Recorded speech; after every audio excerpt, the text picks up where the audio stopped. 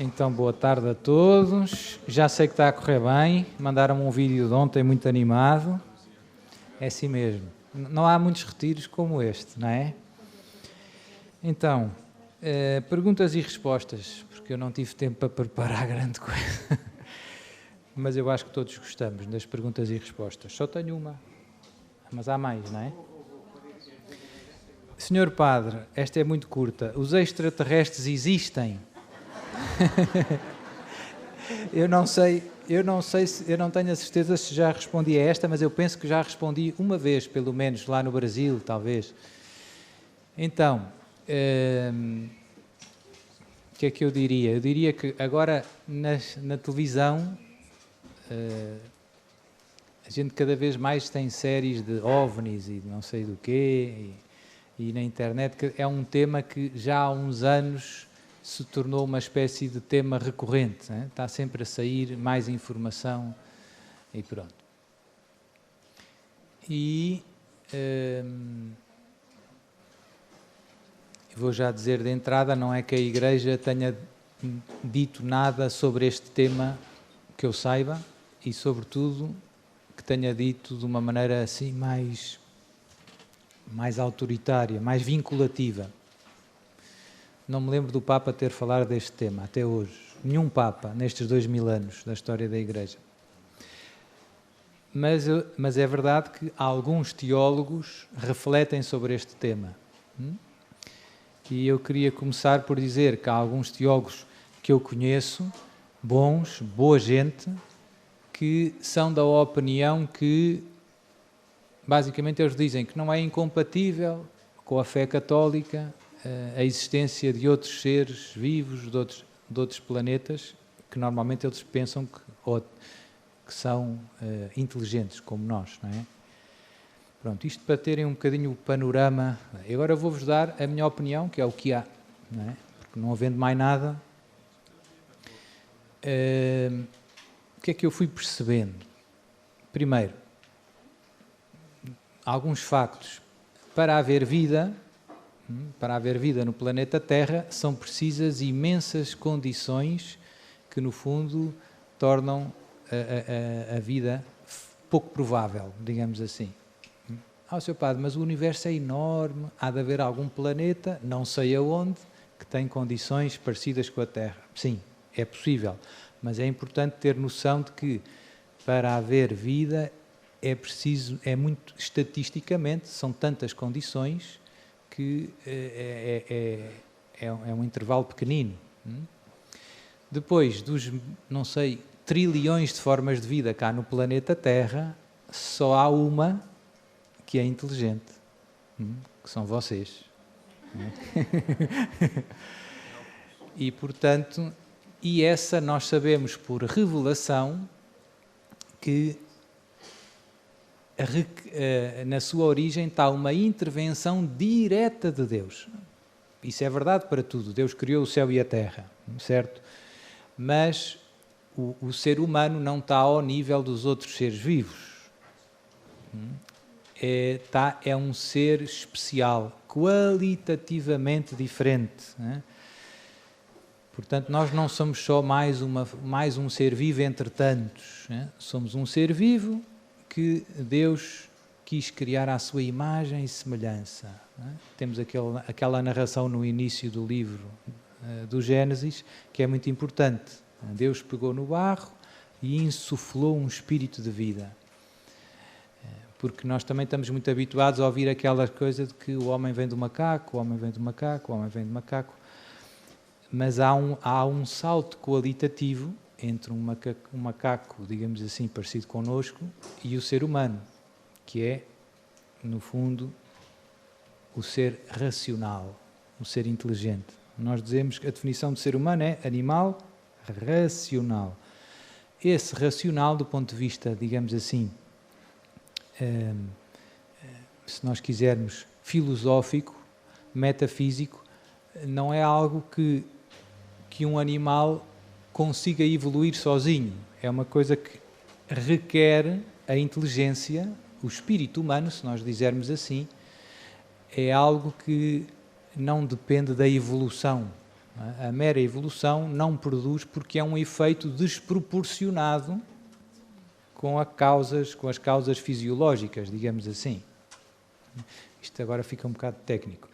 Mas pronto, mas nós sabemos pela revelação que Deus interveio de uma maneira especial no momento da criação do homem, que criou à sua imagem e semelhança. Isso reflete-se de uma maneira especial na alma humana, que é inteligente e que é livre. O macaco não é inteligente e não é livre. E há uma grande distância entre o animal que nós considerarmos mais evoluído e o ser humano. Há um abismo.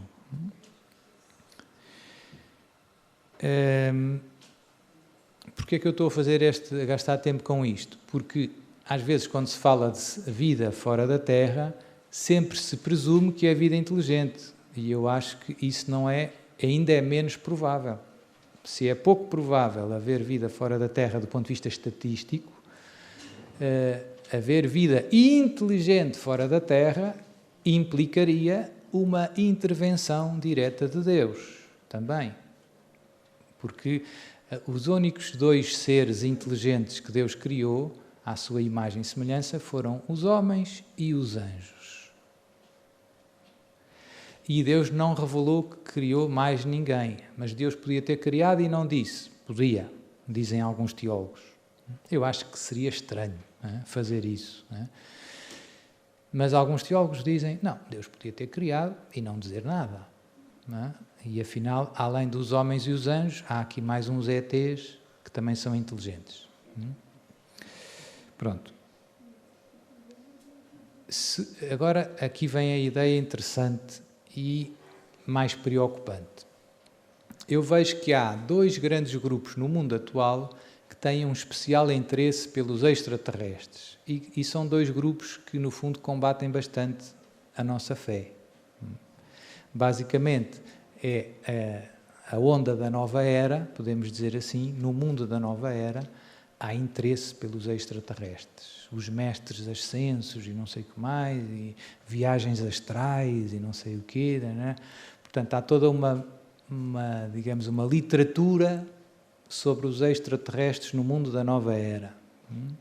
Pronto, e isso, eu penso que o Arnaldo explicou ontem e hoje, é tudo farinha do mesmo saco. Não é? É onde o inimigo trabalha e engana muita gente, independentemente de existirem ou não os extraterrestres. Pronto, essa literatura sobre os extraterrestres, essas viagens astrais e o contacto com seres de outros mundos, etc., no âmbito da nova era, no fundo, não passa de formas de invocação de demónios, dito assim de uma maneira simples. E depois há outro grupo, ainda mais expressamente, digamos assim, diabólico, que é os satanistas. Dentro do satanismo há várias variantes. Houve uma vez um amigo meu, que está cá a morar em Portugal, que é do Brasil, e ele trabalhava no mundo dos mídia, né? Televisão, rádio, coisas técnicas, não é? É um engenheiro, eu acho. E ele, no trabalho dele, ele tinha um colega que era do satanista. E ele contou-me isto, foi uma coisa que se passou com ele talvez há 20 anos, há bastante tempo. E esse contacto com o colega satanista ajudou a perceber que esta conversa dos ETs é perigosa. Porquê? Porque com o passar dos anos ele foi se tornando, digamos assim, mais próximo daquele colega, e o colega foi-lhe contando o que é que os satanistas dele, porque não são todos iguais, como eu dizia, acreditavam acerca dos extraterrestres. Então, o que é que eles achavam, este grupo concreto de satanistas? E estamos a falar de satanistas portugueses. Ou não tenho a certeza, porque ele também trabalhou no Brasil. Já não sei se isto foi antes de vir para Portugal ou já cá em Portugal, mas já cá está em Portugal há bastantes anos. Ele dizia que, segundo o colega dele, os satanistas acreditam que existem vários extraterrestres no universo, muito inteligentes, e e entre eles, de várias espécies, e entre eles reina uma grande harmonia, uma grande ordem. Eles entendem-se muito bem uns com os outros, nunca se zangam, não andam às turras nem às guerras. E eles olham para a humanidade, sabem o que se passa na Terra, e eles olham para a humanidade com, digamos assim, com uma certa, vamos pôr, tristeza. Ou seja, eles veem que nós, apesar de sermos seres inteligentes, não nos entendemos uns com os outros. E andamos às turras uns com os outros. E continua a haver guerras em 2024. E, de vez em quando, eles manifestam-se aqui na Terra e, portanto, isto bate certo um bocado com aquelas narrativas que a gente vê no tal canal de História e o canal não sei do quê, que estão sempre a dizer que vêm os extraterrestres. Mas a tese deles é, de vez em quando na história, há alguns seres humanos que parecem humanos, mas no fundo são extraterrestres, que nos vieram cá ajudar a reencontrar a harmonia perdida, a reencontrar a paz. E eles acham que Jesus é um destes extraterrestres. Portanto, que não é o que nós achamos, não é? A segunda pessoa da Santíssima Trindade que se fez carne. É um extraterrestre e por isso fazia coisas prodigiosas e por isso era tão inteligente, por isso era um mestre. Mas não é o único. Portanto, há outros mestres que vêm em auxílio da humanidade, porque eles lá são muito mais inteligentes, vivem em grande harmonia e nós não nos entendemos, então eles vêm uma espécie de como Messias, como um Salvador, de vez em quando, tempos em tempos. Pronto. E eles acreditam que também está para breve a vinda de outro, não é? De outro Messias. Não é? E isto bate um bocado certo com as expectativas da nova era. Não sei se viram ontem, mas a nova era acredita que agora estamos a mudar do cristianismo para o aquário, da era do peixe para a era do aquário, e que vem aí um grande iluminado que vai pôr isto tudo nos eixos.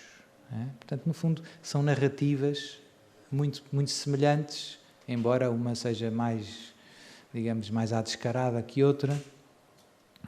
E pronto.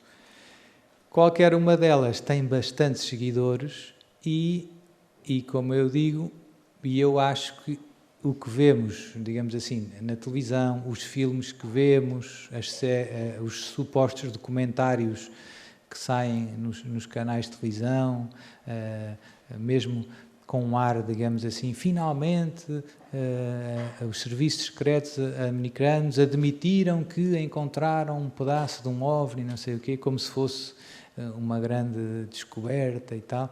Eu acho que isso tudo, no fundo, faz parte desta propaganda que nos querem vender que existem extraterrestres inteligentes. Eu acho que não existem, porque acho que Deus nos teria dito, não é? E que, no fundo, esta narrativa vai servir para, no fundo, este assalto final entre Jesus, entre vocês, entre a Igreja e o demónio, basicamente, não é? Portanto, a história do anticristo, do falso profeta, dos sinais, ou seja, há muita gente que está a ser preparada por esta narrativa para depois engolir a parte final, digamos assim. Portanto, a minha opinião é dogma de fé, não é dogma de fé, é a minha opinião. A minha opinião é: não existem outros seres vivos inteligentes fora da Terra. Existem os anjos e os homens, que Deus revelou na Escritura. Eu não acredito que existem outros. Então, mas acreditar que existem outros é pecado? Eu diria que não é pecado. Agora, acreditar nestas coisas que se vêem na televisão e isso tudo, é que não tem fundamento sólido. Não tem fundamento sólido. Portanto, eu acho que cuidado. Quando vêm com essa conversa, cuidado. Não é? Deve soar o nosso alarme. Pronto. Não sei se chega, mas é o que eu acho. Se no céu temos a felicidade total, como é que há vários níveis no céu? Como é que algumas pessoas serão mais felizes que outras? É uma boa pergunta, eu penso que também já respondi uma vez ou outra. Então, a analogia que costumo usar, mais fácil se calhar, embora são sempre pobres, a gente quando usa uma imagem para falar do céu, o céu é tão espetacular que se a gente quisesse descrever com precisão, não conseguia dizer nada. Não é? Portanto, temos que dar umas imagens muito pobrezinhas. Não é? É a imagem da sede. Portanto, alguém tem muita sede e precisa de beber 3 copos de água. Se beber 3 copos de água, fica saciado. Não é? E há outra pessoa que tem menos sede, só precisa de beber um copo de água. Ela, depois de beber um copo de água, não quer beber mais um. Ela já está saciada. Portanto, no céu há esta plenitude de Deus em cada um. Nós estamos saciados neste sentido. Não é? Ninguém, como é que eu ia te explicar? Ninguém fica com sede. Não é? No céu estamos todos saciados. E ninguém tem inveja, porque, tal como na terra, não é? Eu só tinha sede para um copo de água. Não tenho inveja de quem bebeu mais copos de água. Eu não queria mais. Eu já estou saciado. E o que é que determina que há pessoas que têm mais sede e outras menos sede? Esta é que é uma boa pergunta e que dá os tais níveis do céu. No fundo, determina o tamanho do copo. O tamanho do copo é o tamanho do nosso coração, entre aspas, não é? Ou seja, é a nossa capacidade de amar e, no fundo, de ser amado. Não é? E essa capacidade é um bocado como a ginástica. Agora, boas notícias. Pode-se desenvolver. Este retiro ajudou-vos a alargar o vosso copo. Ou seja, o vosso coração cresceu. Porquê? Porque recebeu tanto amor, teve que alargar. Não é? E quanto mais alarga, mais consegue amar de volta. Portanto, e Deus dá-nos uma vida para fazermos esta ginástica. E depende um pouco da liberdade de cada um. Se eu quiser amar muito a Deus e deixar-me amar por Deus, que é uma frase importante para levar para meditar. Deixar-se amar por Deus. Parece simples. TPC. Pensar o que é que isto implica. Deixar-me amar por Deus. O que é que isto significa? O que é que isto implica na prática? Porque, no fundo, isto é o que muda tudo. Né? Porque se eu me deixar amar por Deus, é uma revolução na minha vida. Significa que eu abro o meu coração a Deus e que Deus entra. E se Deus entrar, acontece aquilo que eu dizia. O meu coração alarga. E se o meu coração alarga, eu consigo depois amar de volta a Deus e aqueles que estão à minha volta de uma maneira nova, de uma maneira até impressionante. Alguns de vocês, os mais novos, chegam a casa e os vossos pais vão dizer: o que é que se passou? Lá em Fátima, vocês estão diferentes. Antes ninguém queria lavar a louça. Antes ninguém queria pôr o lixo na rua. O que é que se passou? Deixámos-nos amar por Deus. E por isso vimos diferentes. E então, isto alarga, aumenta a nossa capacidade de amar.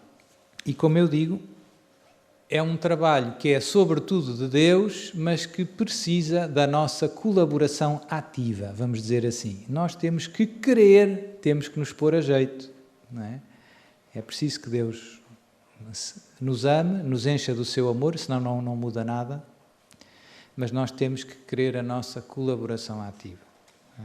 Se quiserem outra imagem, isto é para os tempos em que vivemos, está ali um telemóvel, a gente para carregar o telemóvel precisa de se pôr a jeito, não é? Ligar o telemóvel à ficha e precisa de haver eletricidade. Se não houver eletricidade, certo? Portanto, a gente querer receber Deus não chega, é preciso Deus vir, de facto. E Deus é que muda tudo.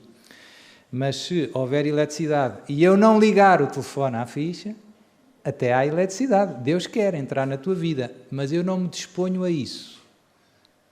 Eu não me abro a Deus. então não acontece nada também. Portanto, não é uma coisa ou outra, não é ou graça de Deus ou liberdade humana, ou esforço humano, é graça de Deus e colaboração ativa da nossa parte. E Deus dá-nos uma vida, como eu dizia, Deus dá-te uma vida para que tu te deixes amar por Ele e aprendas a amar e cresças no amor. E quanto mais amarmos, quanto mais crescermos no amor, mais santos seremos nesta terra. A gente às vezes pensa que os santos são pessoas que rezam muito, rezam. É um bocado verdade. Mas é sobretudo, o santo é alguém que ama muito. Aquilo que nos santifica é o amor. O amor vem de Deus. O amor é Deus. Amor não é uma coisa que Deus tem só. Amor é uma coisa que Deus é. E, portanto, quanto mais amarmos nesta terra, mais cheios de Deus tivermos, mais alargamos o nosso coração e no céu mais vamos experimentar, se nós quisermos, vamos continuar a experimentar, porque de alguma maneira, se nós pensarmos, o céu até já começa agora. Porque se o céu é este estado de comunhão com Deus, o que é o céu? É estar unido a Deus. É ver Deus face a face. Agora eu ainda não vejo Deus face a face, agora é pela fé.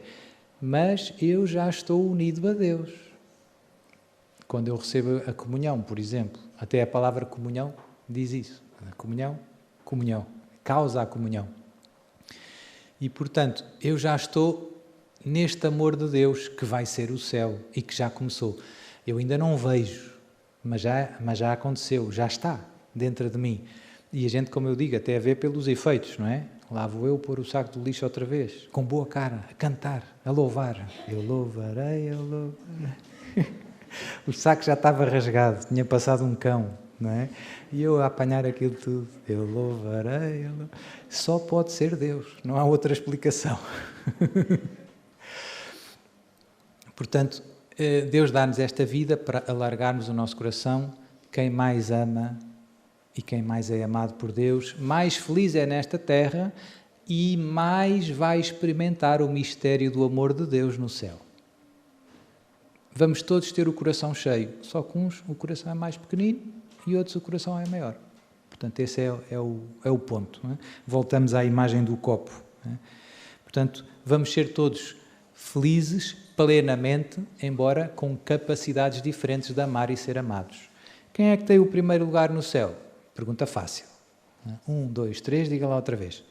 Nossa Senhora. É Nossa Senhora, não sabiam? Rainha dos anjos. Rainha dos anjos. Porquê? Porque não há nenhuma criatura criada por Deus que ame tanto. Mas Jesus ainda ama mais que Nossa Senhora. Mas Jesus propriamente não é criatura. Gerado, não criado. Consubstancial ao Pai. Jesus é Deus. E, portanto, é como o Sol a comparar com a Lua. A Lua brilha, mas não é o Sol. Os padres da Igreja usavam muito a imagem da Lua para falar de Nossa Senhora. Reflete uma luz que não é dela. A luz não tem luz própria, a Lua não tem luz própria, mas reflete, um luar bonito é muito bonito, não é? E a Lua dá luz, mas não é dela. Não é? Nossa Senhora é, no fundo, a criatura que mais reflete o amor de Deus. Que mais amou a Deus e que mais se deixou amar por Deus. Pronto, TPC, pensar nisto. Porque no fim é o que interessa mais nesta vida. E a boa notícia é, não é preciso ser freira para amar muito a Deus. Basta ir deitar o lixo. Louvando a Deus. Basta ir deitar o lixo com boa cara. Não é preciso complicar. É preciso pôr muito amor nas coisas que já temos que fazer. Não é? E pronto, e às vezes algumas delas nós fazemos e não percebemos que podíamos aproveitá-las para amar a Deus. Eu dei o exemplo do lixo, que é um banal, não é? Mas às vezes há muitas coisas que nos custam, que a gente resmunga, não é? O meu marido está-me sempre a chatear e tal, desarruma o quarto. Podemos fazer tudo o que temos que fazer por amor a Deus. Só há uma exceção. Só há uma coisa que nunca conseguimos fazer por amor a Deus. Não é? O que é que será? Começa por P. É o pecado. Porque o pecado é, por definição, uma falha no amor. Não é possível amar o próximo dando-lhe um tiro na cabeça. Não é? Quem ama não mata. Quem ama não rouba. Quem ama não mente. Portanto, o pecado é sempre, por definição, um desamor. É sempre um desamor. Portanto, eu não consigo amar desamando. É uma contradição. É, por definição, o oposto. Mas, tirando isso, tudo o resto serve. Quando eu tinha 19 anos, 18 anos, eu percebi que podia ir fazer bodyboard. Não sei se os mais novos, os mais velhos não sabem o que é bodyboard. É uma espécie de surf. Ia para a praia, para as ondas. Eu percebi, mas isto não é pecado, portanto eu posso fazer isto por amor a Deus. E pensei, fixe, vou-me santificar a ir para o Guincho. Vocês não sabem, o Guincho é uma praia que há lá ao pé do Cabo da Roca. Porque não é pecado, então se não é pecado serve para amar a Deus. É uma ótima notícia, porque nós temos imensas coisas que até gostamos, que são ocasião, a gente às vezes pensa, se não custa, não vale nada. Não é verdade, não é verdade. Se não amas é que não vale nada. Se puseres amor, vale. Se puseres amor, vale. É verdade que as coisas que custam é preciso pôr um bocadinho mais de amor, que senão aquilo empanca, como dizem lá em cima. Ó, seu padre, empancou-a. Venha para trás, venha, empancou. Às vezes quando custa a gente empanca, não é? Já não há paciência para ouvir a mulher, já não sei o quê, o vizinho nunca não sei o que mais. A gente empanca no amor. É? Qual é o segredo? Quando a cruz pesa, este é um bom exame de consciência, se a cruz nos está a pesar em algum lado, ou na vida familiar, ou na vida profissional, ou com os amigos, ou com a saúde, é porque o amor está fraquinho. E a gente às vezes tenta fugir da cruz. A solução é simples. A solução dos santos era pôr mais amor. Em vez de dói no ombro, a tentação que tem é, vou parar e encosta aí a cruz um bocadinho. A solução é, se o ombro e as pernas ficarem mais fortes, a gente aguenta. E isso é pôr mais amor. Não é? Essa é a solução para os nossos dilemas. E isto vale para o retiro, não é? Porque a gente vem aqui à espera que Deus nos tire a cruz. E devíamos vir aqui pedir a Deus que nos encha do seu amor. Porque se nos saímos daqui cheios do seu amor, venham eles. Quantos são? Venham eles. Não é? Tudo se ultrapassa, tudo fica leve. Como eu digo, conseguimos ir pôr o lixo a louvar a Deus. É um milagre. Pronto. Portanto, devemos aproveitar esta vida cada dia para crescer no amor. Esta é a nossa grande meta. Amar cada dia que passa mais Jesus e Maria. Quando nós olhamos para a vida dos santos, basicamente é isso que a gente vê em todos. Os caminhos deles foram muito diferentes. Os santos são muito variados. Não é? Mas todos são parecidos nisto. Amaram muito Jesus e Maria. Amaram com loucura. Não é? Pronto, então vamos embora. Como diz um amigo meu, zimbora! Vamos amar muito Jesus e Maria. Já fiz vários abortos e confessei e arrependi-me. Quando for julgada por Deus, serei julgada por isso. Obrigada. Então, o aborto é um pecado que marca muito do ponto de vista emocional. Não é? Uma pessoa, sobretudo as mães, não é? O pai não fica tão marcado, mas também fica. Não é? Mas a mãe, aquilo é uma experiência traumática, não é? A vários níveis. E às vezes a pessoa vai se confessar, Deus perdoa e Deus perdoa rápido. Como qualquer pecado, se vir arrependimento, Deus perdoa. Deus não está muito preocupado com o tamanho do pecado. Está só preocupado com o nosso arrependimento. Porque sem arrependimento, o perdão de Deus não entra dentro do nosso coração. Mas normalmente quando alguém se vai confessar é porque está arrependido. Não é? É muito raro alguém se confessar sem estar arrependido. Deus perdoa logo.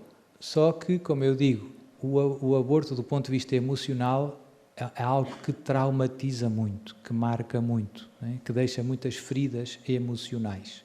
E às vezes nós temos muita dificuldade, quem passa por isso, em se perdoar a si mesmo. É difícil. E por isso acontece, os padres que confessam, estão habituados, há algumas pessoas que vão se confessar, já confessaram aquele pecado, mas aquilo marca-as tanto, aquilo que elas querem confessar outra vez. E querem confessar ao seu padre, olha que eu fiz um aborto quando era mais nova. Pronto. E eu às vezes tento ajudar a pessoa a dizer, olha, Jesus já a perdoou. Jesus tem um amor perfeitíssimo e uma misericórdia infinita, perdoa tão rápido que até custa a crer. Né? Mas eu acho que lhe falta perdoar-se a si mesma. E eu ajudo a pessoa até a dizer em voz alta, é terapêutico, eu perdoo-me por ter feito isto. Não é? Pronto. Depois, a boa notícia é o seu filho, digamos assim, lá do céu, pode ter, de alguma maneira, uma relação consigo, não é agora começar a invocar os mortos, mas a gente, quando morrermos, um dia vamos ver todos os nossos familiares, todos, também esses, mais pequeninos, que, digamos assim, que foram mais cedo. Portanto, eu acho que isso também nos pode ajudar nessa fase. Eu tenho 2 irmãos que não foi por aborto voluntário, acontece também os abortos espontâneos. Tive uma irmã a seguir a mim, que ela morreu depois do parto, nasceu, passado umas horas, morreu. Chamava-se Maria. O médico, como sabia que os meus pais eram católicos, graças a Deus, batizou-a logo ali, à nascença, porque ela nasceu com um problema de saúde grave e, de facto, morreu passado poucas horas. E depois houve outro, que a minha mãe estava para aí, não sei, no 3º ou no 4º mês, e teve um desmanche. Pronto, também foi involuntário. Eu rezo, eu ponho na minha agenda o dia de anos deles, embora não saiba bem que dia que foi o dia de anos, não é? Mas para me lembrar que tenho mais 2 irmãos lá de cima e que me ajudam nesta luta. É? Portanto, eu acho que até as coisas dolorosas podemos olhar para elas com olhos diferentes, digamos assim. Depois, sugiro, se alguém quiser, há alguns retiros, não há em todo o lado, mas em Lisboa há, chamam-se Vinha de Raquel. Alguém já ouviu falar da Vinha de Raquel? Pronto. Que são organizados pela Maria José Vilaça, uma psicóloga de Lisboa, católica, presidente da Associação de Psicólogos Católicos. 5 estrelas. E ela faz há muitos anos retiros vocacionados para quem passou por este trauma. Mas são retiros, não são sessões de psicoterapia, são retiros católicos, com missa, com confissão, e com muitos bons frutos. Como eu digo, não é fácil, é um trauma e às vezes custa este perdoar-se. Este perdoar-se também custa às vezes noutros tipos de pecados também assim mais traumáticos. A gente às vezes não se perdoa. Temos que trabalhar nisto. Senhor Padre, portanto, respondendo diretamente à pergunta, obviamente que se eu me confessei arrependido, quando eu morrer, não vou ser julgado por isso no sentido negativo. Não é? E como qualquer outro pecado, para Deus, no fundo, é um pouco indiferente. Se existe arrependimento, por maior que o pecado seja, está perdoado. Não é? E ainda mais que perdoado, de alguma maneira, Deus destrói os nossos pecados. No céu, de alguma maneira, não vai haver memória dos nossos pecados. A gente não sabe bem como é que isto vai ser, porque essa memória, de alguma maneira, tiraria a alegria do céu. Não é? Portanto, a gente sabe que Deus, de algum modo, na confissão, destrói. É espetacular. Mais uma maravilha da misericórdia de Deus. Senhor Padre, na minha paróquia criaram uma pastoral dos recasados. Esses recasados, alguns deles são ministros da Eucaristia, e ninguém lhes diz que estão em pecado. Eu já chamei a atenção ao padre. Ele disse-me que agora, com as orientações do Papa Francisco, temos de acolher a todos. Apetece-me largar a paróquia. O que faço?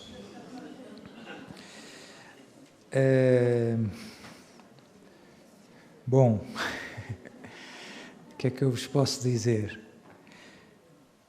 Então, o pecado é pecado. No fundo, os 10 mandamentos são os 10 mandamentos. Não vão mudar. A gente não vai pôr um 11º mandamento, nem vai tirar um. Não vão passar a ser 9 nem 11. Não é? Portanto, e quem é que nos revelou o que é bom para nós e o que é mau para nós? Aquele que nos criou. Aquele que nos criou é que nos diz: isto, vocês quiserem ser felizes, façam isto, façam o bem, a estrada é por aqui, e evitem o mal. E se nós fizermos o contrário, o que é que vai acontecer? Vai correr pior. É um bocado como tudo, não é? Eu dou sempre os mesmos exemplos, mas são os que me vêm à cabeça. Se alguém comprar uma máquina de lavar, vem lá com um livrinho a dizer: o detergente põe-se nesta gaveta, não é? Liga-se à ficha assim. E agora, se eu em vez de detergente puser lá dentro, sei lá o quê, diluente, não é? Ou gasolina sem chumbo, ligar a máquina no máximo, será que as calças ficam lavadas? Não é? E, sobretudo, espero que ele não fume a seguir. Ou seja, nós não fomos feitos para fazer o mal. O mal não nos convém, porque às vezes nós temos uma visão muito jurídica do pecado. Isto é mau porque está proibido. Não. Isto é mau porque não me convém. E porque não me convém, está proibido. Esta é que é a lógica certa. É o bem que funda a norma. Não é a norma que determina o que é bom e o que é mau. Isto é um bocado de filosofia, mas é importante ter esta... Porque isto aplica-se a imensa coisa na vida. O bem e o mal são uma realidade, digamos, que está na ordem da natureza, do Criador. Eu não fui feito para beber gasolina, é a tal história. Pronto. E por isso existe a minha mãe, se eu andasse a tentar beber na gasolina, a minha mãe fazia lá um cartaz em casa a dizer: é proibido beber gasolina nesta casa. Não é preciso, porque eu não me apeteceu nunca, não é? Mas imaginem que alguém inventa uma gasolina com sabor a morango, com borbulhas, tipo Schweppes, não é? Fresquinha, no verão, em latas iguais, mas é gasolina. Parece, é o drama do bem aparente. Há coisas que parecem boas, mas a gente depois dá um golo e percebe: mas isto afinal não é bom, não me convém. Não me convém. Portanto, o pecado é isto. O pecado é algo que não me convém. É algo contrário àquilo para que eu fui feito. Já expliquei há bocado, é uma forma de desamor. É algo que não é bom, nem para mim, nem para quem está à nossa volta. Em relação aos recasados, eu agora já falei em muitas perguntas, não vou só dar os resultados, mas quem quiser pode ir ver mais vídeos em que eu explico isto. A doutrina sobre o matrimónio é muito clara. O que Deus falou sobre o matrimónio, e Jesus em concreto, é claríssimo. É claríssimo. Não separa o homem o que Deus uniu. A mulher que deixar o marido e casar com outro comete adultério. O marido que deixar a mulher e casar com outra comete... Não fui eu que disse. Jesus de Nazaré. Portanto, não há volta muito a dar. Não há muita volta a dar. Agora, isto não significa que nós tenhamos que desprezar as pessoas que estão em pecado. Não é? Temos que amar a todos. Jesus amou a todos e deu a vida por todos. Né? Agora, há aqui uma fronteira delicada. A gente amar é querer o bem, querer o melhor. Não é simplesmente ser amigo no sentido de ir para os copos, não é? Calma, não é confirmar os outros no erro. Portanto, ser amigo é ajudar os outros a sair do pecado.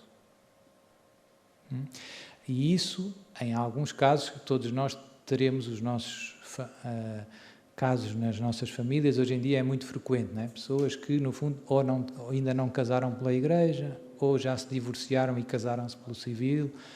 Eu penso que hoje é difícil encontrar uma família onde isto não tenha acontecido. De alguma maneira, já toca a todos. E agora, eu não falo mais com essa pessoa, falo, e sobretudo rezo por essa pessoa e tento, com paciência, porque às vezes não vai numa tarde, digamos assim, puxá-la para o caminho certo. Por exemplo, mandando o cartaz do próximo retiro, do Arnaldo. Ou seja, a gente quer trazer... E Jesus, quando foi almoçar à casa de Zaqueu e foi aos publicanos, não foi para os ajudar a continuar a roubar, foi para os tirar do pecado. Não são os doentes, os justos, os sãos que precisam de médico, mas os doentes. Eu vim para chamar os pecadores, não vim para os justos, vim para chamar os pecadores.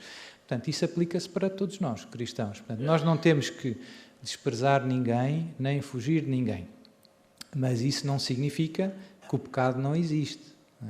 Temos que chamar as coisas pelos nomes, não é? O branco é branco e o preto é preto e o pecado é pecado, não é? Sr. Padre, mas não é fácil. Não é fácil, mas com oração, com penitência e com algumas sugestões. Eu sei que santos de casa não fazem milagres. Na nossa família é sempre difícil, não é?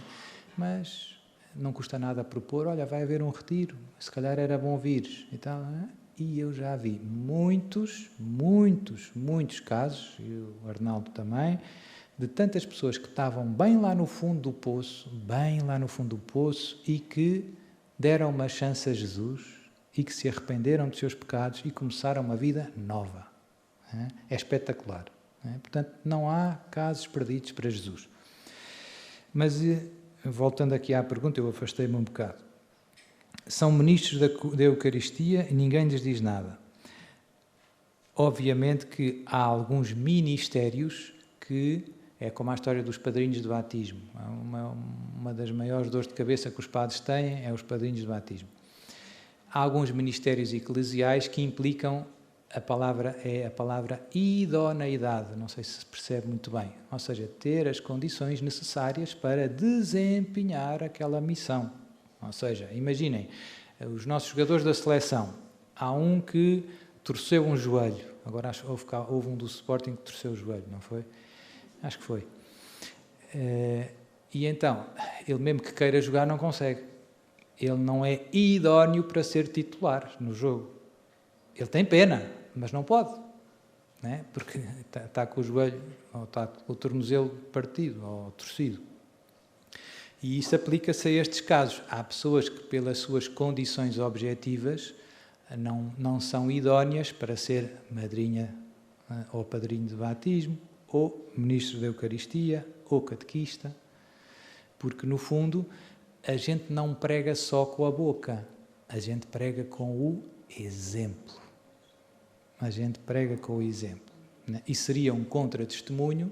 Imaginem, eu tenho um afilhado e depois vou dizer ao meu afilhado, olha, meu afilhado, se quiseres ir para o céu, não podes cometer adultério, 6º mandamento. E ele vira-se para mim e diz, tio, mas tu não vives casado, vives em adultério, como o Herodes, com a cunhada. E eu ficava com que cara, não é? Toim! Como diz um padre amigo meu, toim! O Evangelho é para ser pregado com a vida. E digamos que há uns mínimos olímpicos, eu pergunto muito às pessoas, quer ir para o céu? Toda a gente diz que sim, graças a Deus. E eu digo-lhe, olha, há uns mínimos olímpicos, querido amigo, chamam-se 10 mandamentos. Tói. Portanto, os 10 mandamentos, no fundo, dão-nos a fronteira das coisas graves que nos fazem perder o tal amor de Deus que está em nós. E se perdermos o amor de Deus, é a pior desgraça que pode acontecer nesta vida. Tudo o resto é relativo. Perdemos a graça, perdemos o céu. Então, a senhora diz, como é que ela diz? Pronto, o padre, coitado, e coitada dela também, já chamei a atenção ao padre, ele disse-me que agora são as orientações do Papa Francisco. Temos que acolher a todos. É a tal história. Acolher é uma coisa, palmadinhas nas costas e dizer que não há pecado é outra. Estão a ver? Há ali uma fronteira eterna. Jesus foi almoçar à casa de Zaqueu, mas não foi para dizer a Zaqueu, Zaqueu, podes continuar a roubar, ninguém está a ver. Foi para dizer, hoje entrou a salvação nesta casa. Pronto, e então isto vale para estas situações. E o Papa Francisco, no fundo, os textos que tem feito sobre estes temas são sempre um pouco, infelizmente, ambíguos. E, portanto, dão para várias interpretações. Não são muito claros. Parece que dá a entender que... Portanto, manda assim umas cinzentas. É preciso acolher a todos, todos, todos. Claro, estamos todos de acordo. Mas isto não significa que a gente acolhe o pecado. A gente acolhe os pecadores, mas não acolhemos o pecado. A gente combate o pecado, porque ama os pecadores. Certo? Portanto, estas ideias hoje tornaram-se confusas. E até na cabeça de alguns padres, eu sei isto porque vou dar o exemplo dos meus colegas. No outro dia eu estava numa reunião, depois da famosa Amoris Laetitia, uma reunião só com padres. E eles estavam a falar disto, da comunhão aos que, no fundo, vivem em adultério. Agora, como é que eu faço? Eu tenho lá um caso na paróquia e tal. O Papa disse, no fundo, é preciso discernir, um caminho de discernimento. Não disse que se pode dar a comunhão, porque senão era demasiado bombástico, não é? Mas areia nos olhos, como se costuma dizer. E havia lá uns padres que estavam a dizer uns disparates, mas coitados.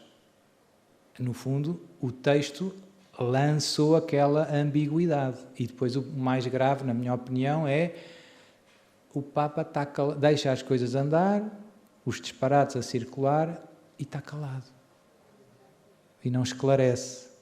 E isso é uma omissão, na minha opinião, grave. Houve aquela história dos dúbia, dos cardeais, não esclareceu. Então é pecado ou não é pecado? Podem fazer... Portanto, os padres coitados, alguns pensam que não, isto se calhar a Igreja está a mudar nestas coisas. Não pode. Não pode. Não pode. É? Vai arrancar o Evangelho em que Jesus diz que a mulher que deixar o marido, essa teria que ser a consequência. Não é? A consequência, se a Igreja mudasse, então vamos mudar o Evangelho. Dá cá a Bíblia. Jesus disse isto, mas a gente vai pôr aqui uma nota de pé de página. Jesus não quis bem dizer isto. Não é bem assim. É preciso acolher todos. Não dá. Não dá. Como é óbvio, não é? Pronto. E nessa reunião, os padres começaram a falar. Éramos para aí uns 7. E um disse uns disparates. Eu fiquei assim com cara de sério. Outro disse outros disparates. Eu fiquei ainda mais sério. Outro... Continuaram e tal, e às tantas o responsável pela reunião, olhou para mim e viu que eu estava com cara de poucos amigos e disse assim, e tu, o que é que achas? E eu disse, eu acho o mesmo que Jesus de Nazaré. O marido que deixar a mulher e casar com outra comete adultério. A mulher que deixar o marido e casar com outro comete adultério. E estou disposto a dar a minha vida por isto.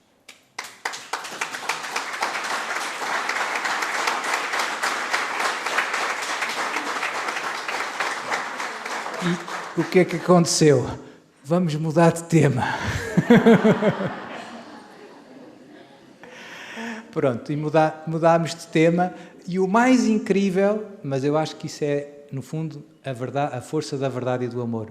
Os padres não ficaram menos meus amigos. Somos amigos até hoje. Quando às vezes eu não fico para o almoço ou assim, eles, pá, não te vás embora, fica connosco. Eles no fundo sabem que eu sou amigo deles e que não é teatro. E que, para mim, o Evangelho não é uma brincadeira. As coisas de Deus não são uma brincadeira. Não é? Hoje em dia há muitos padres e até bispos não querem chatices. Coitados, o mundo é difícil, as pessoas querem, vêm os padrinhos, são sempre as mesmas guerras. E às tantas uma pessoa cansa-se de remar contra a maré. E às tantas, olha, já não digo nada, fazem o que quiserem. Pronto, é uma balbúrdia, mas isso não é educar. E a função, a palavra padre, o que é que significa? Pai. E um pai educa. E educar dá trabalho, ou não dá? Olha, careca. Dá trabalho, a gente tem que se zangar, tem que chamar a atenção, não é? É mais cómodo a gente deixar andar, mas isso não salva, isso não é? Pronto. Apetece-me largar a paróquia, que faço? Então, eu acho que fez bem em falar com o padre, com paciência, com amor, reze por ele. A vida dá muitas voltas, graças a Deus eu vejo alguns padres que se calhar se deixaram confundir ali durante algum ano ou dois, mas agora estão a abrir os olhos devagarinho, a perceber que isto não leva a lado nenhum, que às tantas isto é a balbúrdia total. Portanto, há sempre esperança, a verdade está do nosso lado, nós temos que dizer a verdade com clareza, aplicando ao meu caso. Eu não deixei de ir às reuniões dos padres. Eu continuo a ir e digo-lhes o que tenho para dizer. E eles, pronto, já sabem. E eles às vezes até fogem de alguns temas, porque já sabem como é que a coisa vai acabar. Pronto, mas isso é que é ser amigo. Isso é que é ser amigo. Isso é que é ser amigo. E, às vezes, há alguns que parece que concordam com os outros, quando estão em grupo, mas quando estão sozinhos, eles até desabafam e dizem, não, eu também acho que tu tens razão. Mas eu não tenho muita coragem de me meter nestas guerras. Portanto, vale sempre a pena dizer a verdade, lutar pela verdade, rezar e tentar ajudar. Apetece-me largar a paróquia. Aí, pronto, eu diria que também é preciso rezar e ver onde é que Deus me quer. A vontade de Deus é o que interessa. O que me apetece não deve ser o critério da nossa vida. Se a gente se guiasse pelos apeteces, onde é que eu estava? Onde é que eu estava? Apetece-me, sei lá o quê. A gente tem o que é que Deus espera que eu faça hoje? O que é que Deus espera que eu faça aqui? Qual é o meu lugar? O teu lugar é a tratar da tua família, é a trabalhar com empenho. Então é aí que eu quero estar, porque é aí que Deus me espera. Então, eu não estou nesta paróquia por acaso. Eu não digo que em casos extremos não seja necessário. Um fiel até tem uma certa liberdade. Vocês têm sorte, podem escolher o padre, vão à missa do padre que gostarem mais e ninguém vos diz nada. Eu estou condenado a ouvir-me sempre. Não posso ir a outra missa, tenho que ir à minha. Pronto, isto para dizer, não é preciso também ser rígido. Sr. Padre, eu gosto de ir àquela paróquia, habituei-me, tenho lá os meus amigos. Deus seja louvado, tudo bem. Eu gosto mais de ir ali, que são mais descontraídos, ali a missa é mais cuidada. Eu gosto também das coisas bem feitas, não é? Às vezes há bandalheira a mais, eu não me sinto muito bem. Às vezes tenho que aguentar, paciência, não é? Mas podendo escolher, escolho uma celebração que me ajude, no fundo, a rezar melhor. Porque é que eu vou à missa? Para me encontrar com Deus. Então eu escolho um local onde isso aconteça. É como aos retiros, não é? Se este retiro não me ajuda, eu vou ao outro. É simples, não é? Portanto, os fiéis têm essa liberdade. E quem sou eu para tirar essa liberdade? Portanto, podem ir, podem, a outra vai ao vizinho, vai. Não. Se calhar até é bom para o padre, porque assim depois pensa duas vezes. Se eu se calhar fizer estas coisas malucas, estou a espantar a caça. Vão-se embora aos bons. Não é? E ele assim pensa duas vezes e tal.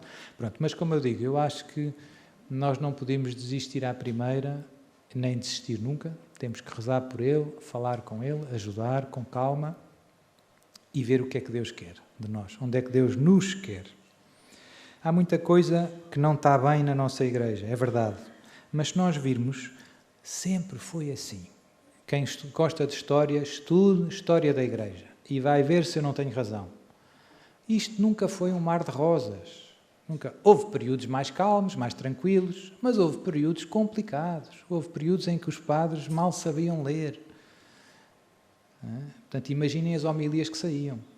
Não é? É verdade, estou a dizer a verdade. Sabiam o mínimo, sabiam ler o missal e pouco mais.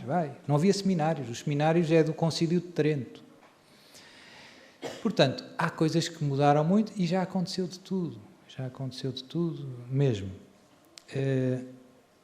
Aquilo que eu repito muitas vezes, que penso que se aplica a todos nós, é à nossa família, ao trabalho, à igreja, à paróquia, isto não é um mar de rosas, mas Deus colocou-me aqui. A pergunta que eu tenho de fazer é: como é que eu posso ser parte da solução? Não está tudo perfeito, não. Mas Jesus conta comigo para que as coisas melhorem. E se calhar eu não posso fazer muitas coisas, mas posso fazer algumas. E como eu não posso fazer muitas, às vezes eu desisto. Há pessoas que dizem: isto não vai a lado nenhum, vou-me embora. Depois vai para outra paróquia. Passado uns meses é a mesma coisa. Isto não vai a lado nenhum, vou-me embora. Passado vai para outra paróquia. Uns meses, isto não vai a lado nenhum. Ou com os maridos, casou com este, não vai a lado nenhum. Outro. Outro. E afinal, o problema é não ter percebido que o céu não é aqui. O céu ainda não é aqui. Aqui, andamos aqui a suor e lágrimas. Não é? E pronto, com a graça de Deus, podemos ser parte da solução na nossa família, no nosso trabalho, na nossa paróquia. Pronto, é isso que eu gostava que a gente tivesse noção. Não é? Não significa que eu não possa ir à outra paróquia, que eu não possa... Viva a liberdade, mas é preciso rezar e fazer as coisas pelos motivos certos. Não seja uma espécie de, digamos, de birra. Às vezes a gente reage, fiz uma birra, eu tenho às vezes alguns colaboradores paroquianos que se zangam comigo porque eu lhes digo alguma coisa, nunca mais cá venho, Sr. Padre. Pronto, está bem. Deus, boa sorte. E depois eles acabam por vir. Mas pronto, mas às vezes a gente reage muito impetuosamente, não é bom. O Platão, agora conto uma história engraçada, o Platão, que não era católico, como vocês sabem, era um filósofo grego, muitos séculos antes de Jesus nascer, tinha feito um propósito engraçado. Uma vez um escravo dele fez um disparate grande, já não sei o que é que foi, mas pronto, imaginem, entornou o café todo, a chaleira toda, aquilo tudo. Ele ficou muito irritado, queimou-se todo e não fez nada. E o escravo ficou muito impressionado, porque naquela altura eles eram castigados com muita dureza. E Platão disse: tens sorte porque eu decidi que quando me irritasse não ia tomar nenhuma decisão. É sábio. Porquê? Porque a gente de cabeça quente normalmente erra. A gente de cabeça quente diz o que não queria e faz o que não queria. Verdade ou mentira? Portanto, rezar antes de tomar decisões importantes. Deus... E agora? Deus é... Amor. É bom.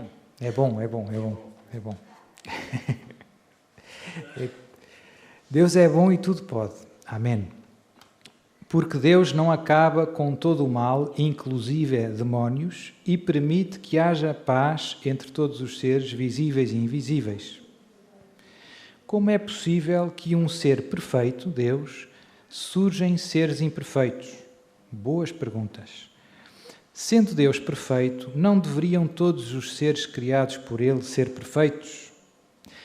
Ótimas perguntas. Estas, no fundo, quem escreveu isto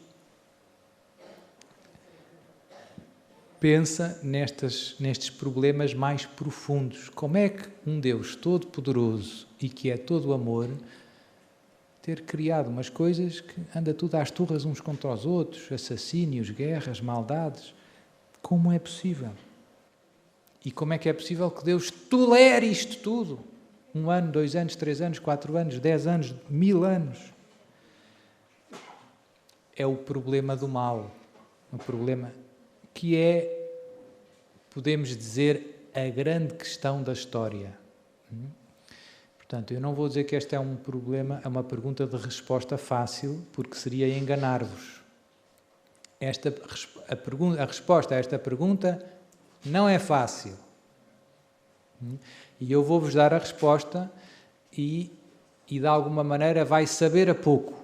Não sei se percebe isto, não é? Eu vou-vos dizer a resposta, mas vocês vão ficar pouco contentes. Está bem, mas isso não resolve.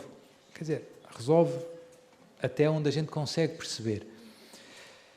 Portanto, 2 ou 3 ideias que a gente sabe pela revelação. Deus não é a causa do mal. Isto é muito importante, porque se Deus fosse a causa do mal, Deus seria mau. Aquele que quer o mal é mau. Certo? Pronto. Deus não é a causa do mal. E Deus, no seu plano inicial, original, não havia mal. Pronto, certo. E então o mal como é que entrou? O mal entrou por uma coisa que Deus deu aos anjos e aos homens, que se chama liberdade. E aqui alguns diriam, então era melhor não ter dado. Deus foi dar a liberdade, isto correu mal. Ainda por cima Deus já sabia que ia correr mal. Porquê é que Deus deu a liberdade? É uma grande pergunta também. Porque se não houvesse liberdade, não havia pecado. Se não houvesse pecado, não havia retiros. É simples. É. Pronto. Então a pergunta é essa. Porquê é que Deus arriscou dar a liberdade aos homens e aos anjos?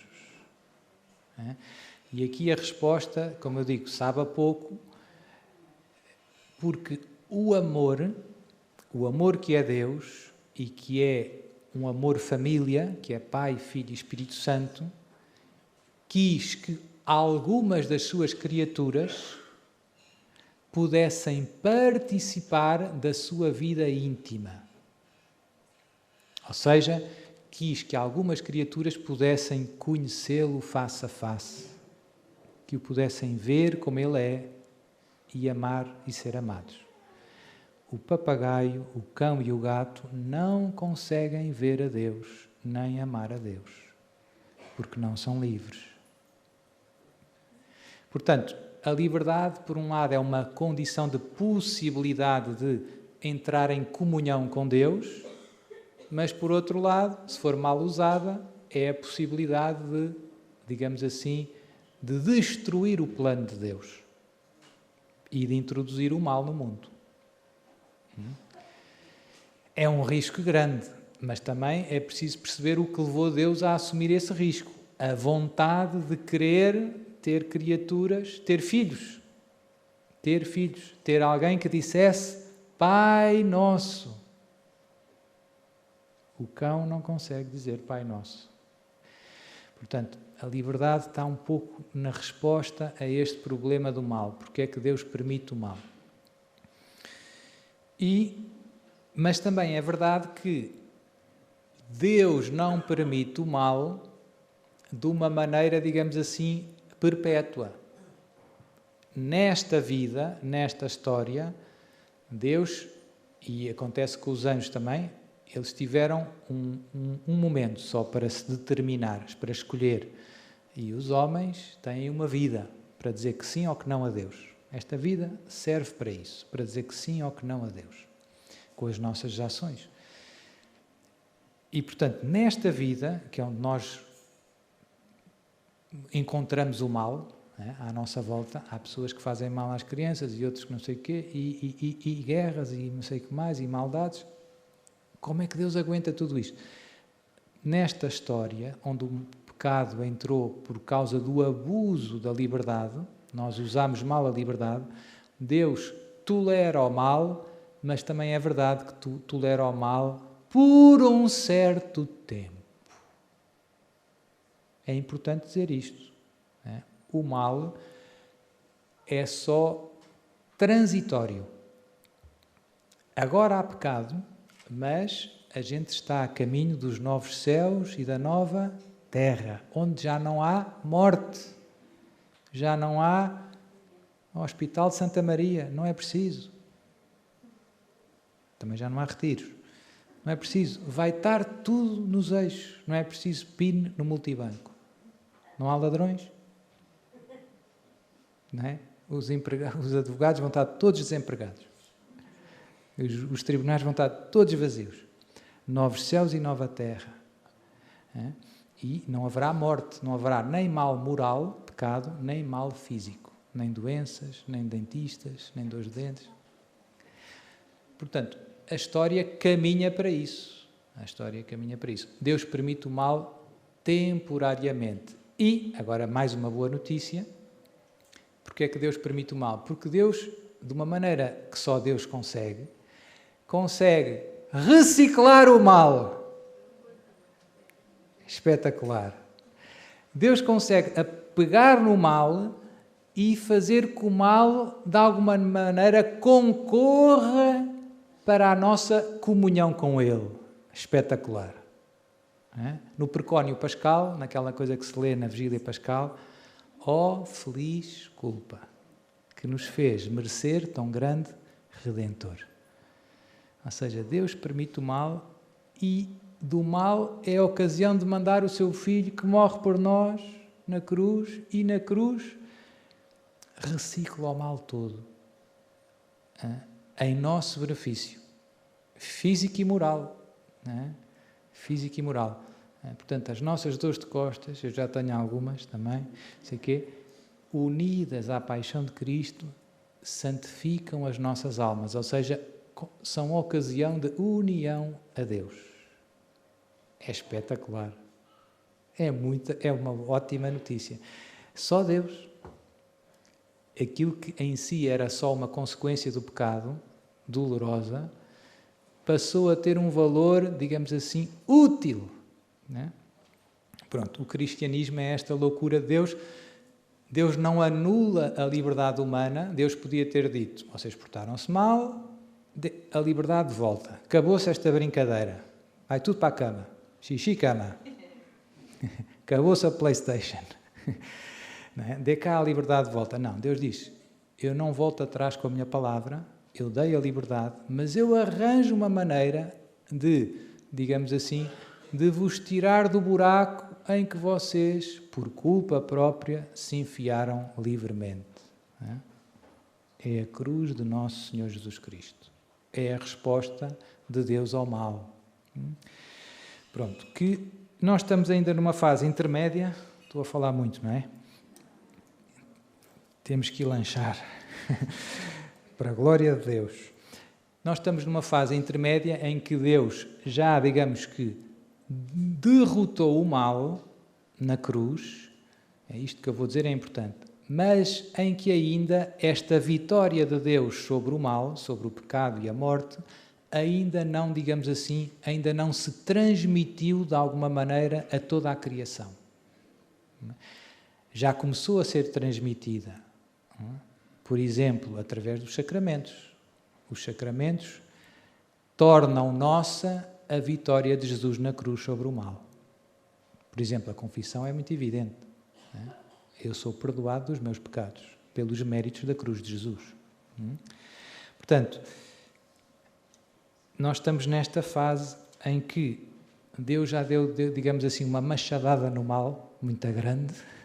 Já não tem cura ao mal, o mal já está feito ao bife, mas ainda estremece um bocado. Não sei se vocês têm galinhas, eu tenho. A gente às vezes mata a galinha, mas ela ainda estremece um bocado. A coisa está a ficar imprópria para crianças, não é? Pronto. Ela ainda treme, ainda até, ia dizer uma coisa muito, que não vou dizer, até pode correr... Portanto, de alguma maneira, o mal já levou uma machadada, digamos assim, definitiva, com a morte e ressurreição de Jesus.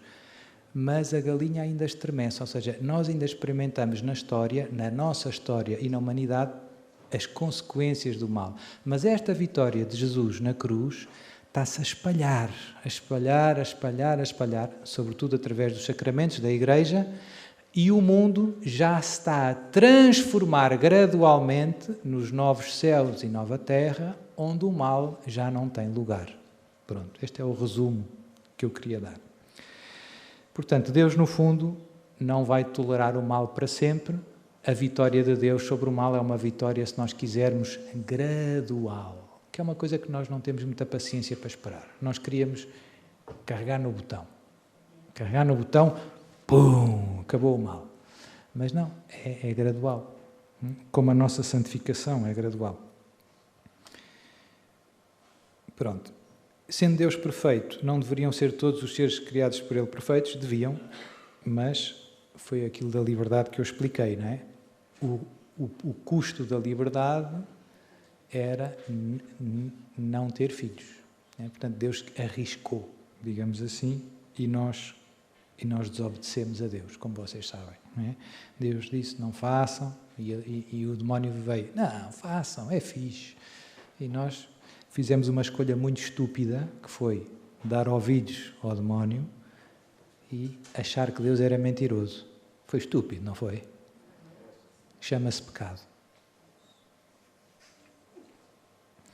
Mas pronto. E isto é verdade para todo o pecado. O pecado é sempre uma ação que não faz sentido. Não faz sentido. Se nós pensarmos bem, não faz sentido. Tem uma certa aparência de bondade. Olhou para a maçã, viu que era boa para comer e tal. Parecia bom. Mas se ela tivesse tido calma, dizer, não, calma. Mas Deus disse que era mau. Mas a serpente está a dizer que é bom. Vou ter que escolher em quem é que acredito. Em quem é que eu acredito? Faz mais sentido acreditar em Deus ou na serpente? E sei lá quem é a serpente. Se ela tivesse pensado um bocadinho, teria chegado à decisão certa. Mas o pecado é assim. A gente às vezes vai pelo impulso. Epá, uma maçã. Não era, parecia bom. Nunca tive nenhum preconceito ruim sobre a efusão do Espírito Santo, pois cresci no meio carismático. Descobri recentemente que há pessoas que não aceitam se não for um padre. Poderia me explicar o porquê dessa dúvida? Então, assim rápido, o renovamento carismático é um movimento que não tem, agora já tem alguns anos, por acaso, não é? Mas que nasceu, vá lá, na segunda metade do século XX. E que nasceu, digamos assim, até fora da Igreja Católica. Foi num ambiente de protestantes, não é? Pentecostais, começaram a fazer retiros. Como vocês sabem, os protestantes guiam-se muito pela Sagrada Escritura. Todos estamos de acordo que a Bíblia é 10, é impecável. Devemos usar a Bíblia sempre. E lá, quando nós vemos, sobretudo nos Atos dos Apóstolos, etc., vemos o que aconteceu em Pentecostes. Pedro, antes de Pentecostes, foge quando Jesus é preso e depois nega Jesus 3 vezes. Uma senhora que estava ali, a criada do sumo sacerdote, o senhor também era do grupinho. Não, eu não. Eu trabalho em Lisboa. Estou de passagem só. Pronto.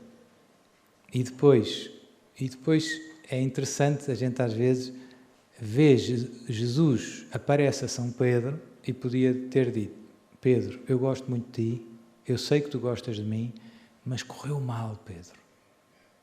Correu um bocado mal. Tu desiludiste-me. Eu fui preso e tu fugiste. E depois a criada do sumo sacerdote perguntou se tu eras meu amigo, tu disseste que não 3 vezes. Eu acho que não tens as condições necessárias, que não és idóneo para ser o primeiro Papa. Era razoável que Jesus dissesse isso? Como é que Jesus resolveu este problema da fraqueza de Pedro? Disse, Pedro, não saias de Jerusalém enquanto eu não mandar a promessa do Pai. Tu não és flor que se cheire, mas eu vou resolver isso. Tu e os apóstolos, vocês vão ficar aqui quietinhos, em retiro, com o Sr. Arnaldo, a invocar o Espírito Santo. E depois ele vai vir. E vocês vão ver a diferença. E Pedro, desde o dia de Pentecostes até ao fim da vida, nunca mais vacilou. Morreu crucificado, como vocês sabem, em Roma. Logo a seguir ao Pentecostes, Pedro abre a boca e começa a pregar e converte-se um montão de gente. Ele que tinha tido vergonha em frente de uma senhora, agora à frente de toda a gente ali a falar à maluca, mas o que é que ele... Até eles a diziam, se calhar estão bêbados. Se calhar estão bêbados, o que é que se passa aqui? Pronto, portanto há pessoas que também vêm ao grupo dos carismáticos e acham, isto está tudo maluco.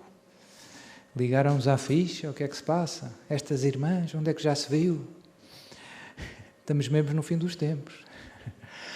Não, mas isto para dizer, se nós pegarmos no Novo Testamento, sobretudo nos Atos dos Apóstolos, nós vemos como o protagonista principal da missão é o Espírito Santo.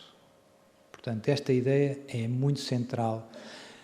Se nós tirarmos o Espírito Santo da equação, isto vai correr mal. Se nós tirarmos o Espírito Santo da equação, isto vai correr mal. Porque vamos ser só nós. E só nós não vamos a lado nenhum. E a boa notícia é, por piores que nós sejamos, se o Espírito Santo estiver na equação, isto vai ser espetacular. Por isso temos que estar sempre muito centrados nisto. Esta é a receita de Jesus para a missão. Não fomos nós que inventámos. Foi Jesus que disse, vocês não saiam antes de receberem o Espírito Santo. O Espírito Santo é a chave. Não disse com estas palavras, mas no fundo é isto que está implícito, não é? E se nós virmos os Atos dos Apóstolos e as cartas de São Paulo, e depois o Espírito Santo acordou-me e disse-me, vai para não sei aonde, e eu fui. E depois os apóstolos desceram lá e perguntaram, já receberam o Espírito Santo? Não, então a gente impõe as mãos e veio o Espírito Santo. E depois... E, portanto, sem o Espírito Santo não vamos a lado nenhum. No renovamento carismático tem-se o bom hábito, obviamente que isto não é exclusivo, todos, a Igreja, temos imensos hinos ao Espírito Santo e missas ao Espírito Santo, na missa estamos sempre a pedir, mandai, Senhor, o vosso Espírito, né? Só que nós fazemos aquilo, como é que eu ia dizer, um bocado em piloto automático, sem termos muita noção do que é que estamos a fazer. Estamos a pedir o Espírito Santo, vinde Espírito Santo, já. Pronto, aqui no renovamento, ou nos retiros, faz-se de uma maneira, se nós quisermos, mais solene, neste sentido que, com os gestos, com os cânticos, não é?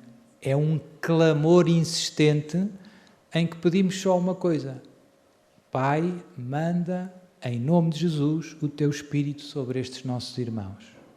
E o que é que acham que Deus Pai faz quando alguém pede o Espírito Santo? Se vós, Jesus disse um dia, se vós que sois maus, sabeis dar coisas boas aos vossos filhos, quanto mais o vosso Pai dos céus dará o Espírito Santo àqueles que lhe... E disse que tinham que ser padres? Pronto. Alguma dúvida? É preciso pedir com fé. Simples. Não é? Mas eu não senti nada. Jesus disse que não é preciso sentir. Não é? O Pai dará, é uma questão de fé. Quanto mais o vosso Pai do céu dará o Espírito Santo àqueles que lhe pedem. Se a gente pedir com fé, recebe. Porque não podes ir para o céu se o Espírito Santo não tiveres contigo. E Deus quer. Pronto. E há imensos testemunhos, se calhar aqui se a gente agora pudesse... Mas eu, quando estive cá no outro e tudo, depois quando venho no outro... Há sempre pessoas que me vêm contar, seu padre, quando rezou, olha, aconteceu-me isto e aquilo, eu não estava à espera, eu nem acredito muito. Há ou não há? Imensos testemunhos de graças grandes. A infusão do Espírito Santo também, quando a infusão É isso. Só que há uns que me vêm contar depois, porque é que há uns que caem e outros não caem. Depende de Deus, não é? Basicamente, a questão do repouso no Espírito é aquilo que em teologia espiritual nós chamaríamos uma consolação de Deus, ou seja, é uma graça, digamos assim, mais extraordinária, que nos conforta. Às vezes é uma graça de cura interior, às vezes é uma graça de pacificação, tirar traumas, medos, etc. As pessoas que passam por isso relatam, experimentam uma grande paz, uma grande alegria, estão cá e não estão, etc. A gente vê que pelos frutos é uma coisa muito boa. Mas também há muitas pessoas que não caem e que depois notam que a vida, a partir daquele momento, começou a mudar. São Pedro não caiu, que eu saiba, no cenáculo, não é? Começou a falar. Pronto, isto para dizer, não é preciso... E normalmente a experiência que eu tenho é que Deus dá mais as consolações nas primeiras fases do nosso encontro com Deus. É uma espécie daquela lua de mel, digamos assim. Quando a gente... encontrei Jesus no retiro, fiquei... E aí é tipo tsunami, caí, sei lá o quê, não sei o que mais, acontecendo. Mas depois no outro retiro a coisa já é mais calma.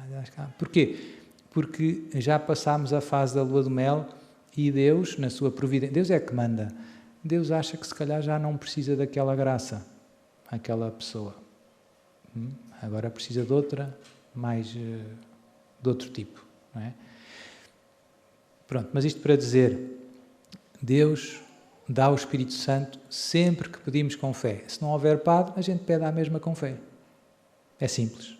Não é? Obviamente eu não sou contra os padres, como calculam. Não é? Se houver padre, ótimo. Não é? O padre tem um sacramento especial. Tem. E uma autoridade ligada a esse sacramento. Tem. Mas todos os batizados, não é? Todos os batizados são filhos de Deus e, portanto, quanto mais o vosso Pai do céu dará o Espírito Santo àqueles que lhe pedirem. É simples. É só pôr esta palavra em prática. Nunca tive nenhum preconceito... Já foi. Pronto. Senhor Padre Duarte Lara, o que mais nos pode dizer sobre as consequências de receber, implantar no corpo um chip com os dados pessoais voluntariamente ou obrigados?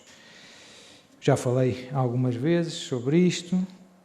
Agora, como não sei se vocês sabem, saiu nas notícias há pouco tempo que Portugal é um país piloto aqui na União Europeia com o chamado passaporte de vacinação digital.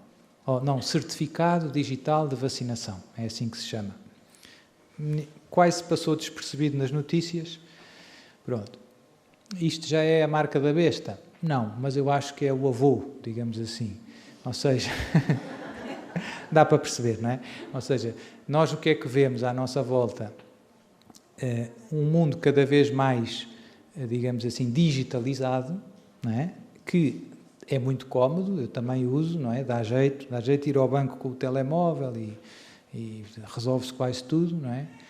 Portanto, não é mau isso, pelo contrário, é cómodo, é útil, mas o que é que vemos ao mesmo tempo? Vemos que as autoridades públicas têm aproveitado, por exemplo, a história da pandemia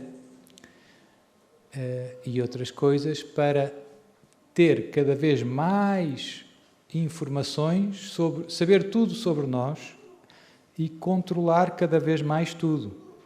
E isso é um grande risco. E, estranhamente, nós cada vez sabemos menos deles. Eu acho que numa democracia saudável devia ser ao contrário. Nós devíamos saber muito o que é que eles fazem, o que é que eles dizem. Por exemplo, quem é que hoje foi falar com o Primeiro-Ministro? Nós não sabemos. E ontem também não sabemos. E antes de ontem também não sabemos. Eu acho que isso é mau. Porque se lá foi o presidente do banco tal ou banco tal, eu acho que é importante saber-se. E quanto tempo é que ele ficou lá com ele. Eu não estou a dizer que as conversas tenham que ser públicas. Mas a agenda devia ser pública. E, pelo contrário, a gente vê um Estado que sabe tudo sobre nós.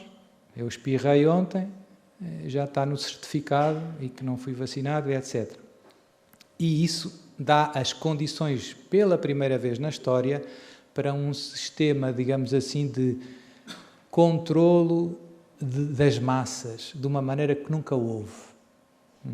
Já há várias pessoas a falar sobre isso, mas com esta história de a carteira digital, a identidade digital, pois dizem que para ter uma conta na internet é preciso ter identidade digital, é preciso ter a carteira digital. Depois a moeda vai passar a ser a chamada moeda digital do Banco Central, CBDC, que é uma moeda programável.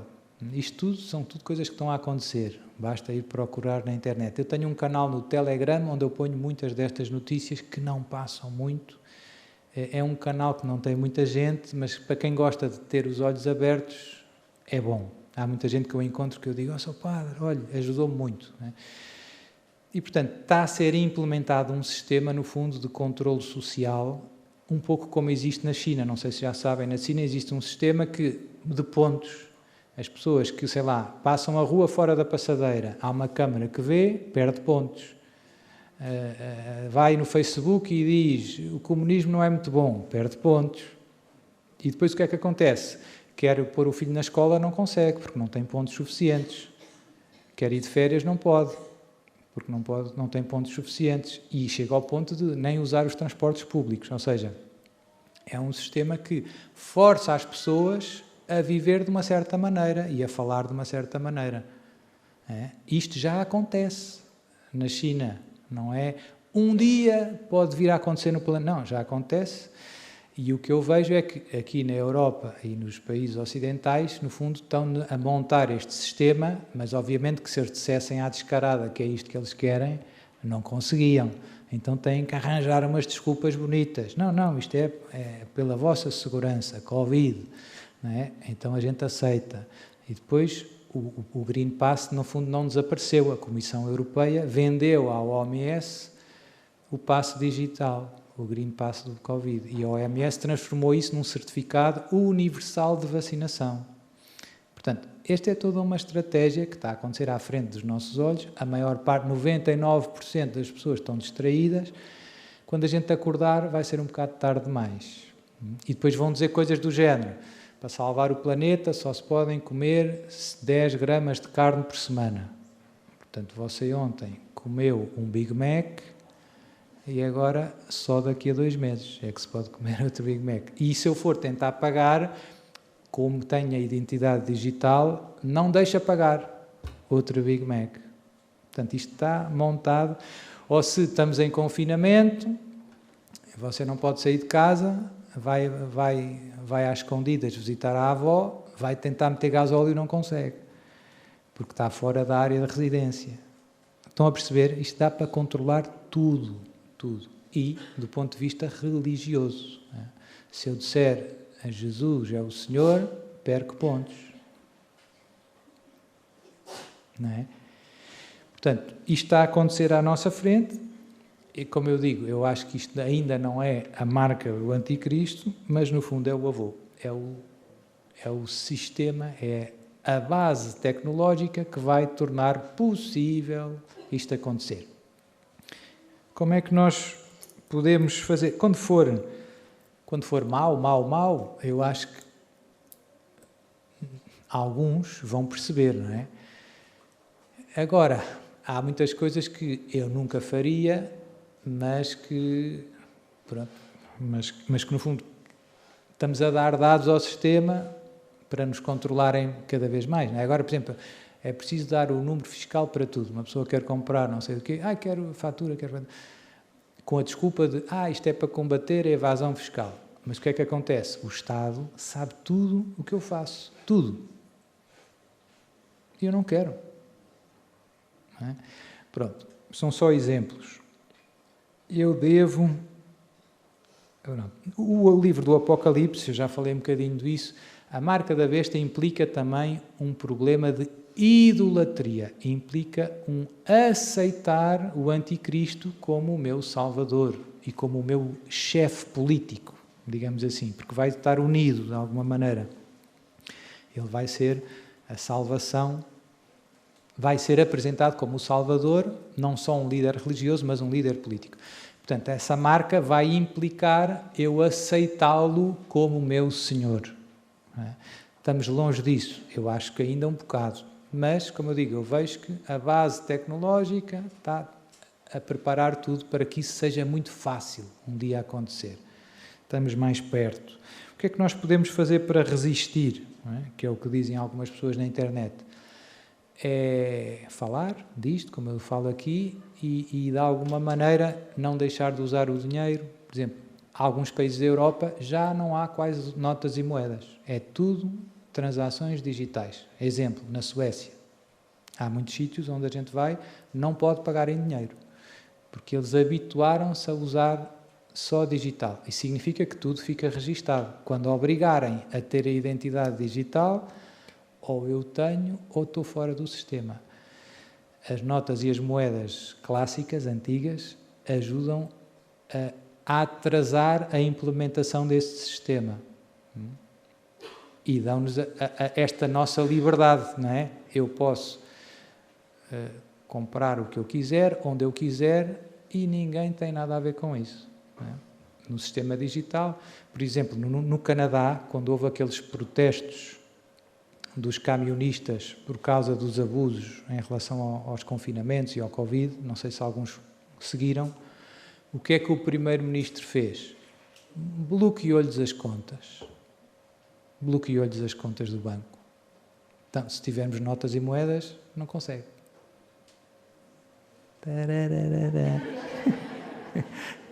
Pronto, não resolve tudo, mas obviamente que os tempos que vêm à nossa frente não vão ser muito famosos. Vai ser difícil, eu já disse isto algumas vezes, é uma coisa que a gente tem que rezar para ter força e, sobretudo, invocar muito o Espírito Santo. Se um dia a gente tiver que enfrentar a decisão difícil entre seguir Jesus ou estar no sistema, pois, se essa decisão vier, agora dá para as duas coisas, não é? Mas se eu tiver que escolher seguir Jesus e ficar com uma mão à frente e outra atrás, ou estar no sistema e poder usar a minha casa, o meu carro, ir para o meu trabalho, é difícil. É difícil. Infelizmente, eu penso que isso é o que vai fazer cair a maior parte das pessoas. O que é que eu acho que vai acontecer? Aqui já é muito opinável. Eu acho que vai haver um colapso financeiro mundial, estas guerras e etc., preparam isso, vão estourar com a economia, vão estourar com os bancos e depois vão impor a moeda digital como solução. As pessoas vão entrar em pânico e o Estado vai dizer, não fiquem preocupados, vocês tinham 3.000 euros aqui na conta, eu vou-vos dar 3.000 euros em moeda digital, mas basta apenas dar os seus dados biométricos e ter uma identidade digital. O que é que as pessoas vão fazer? E eu vou dizer, eu tenho galinhas.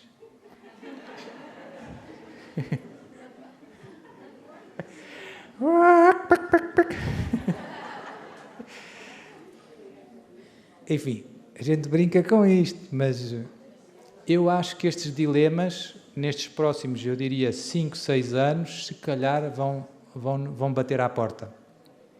E pronto. Deus nos ajude. E não é a primeira vez que isto acontece na história da salvação.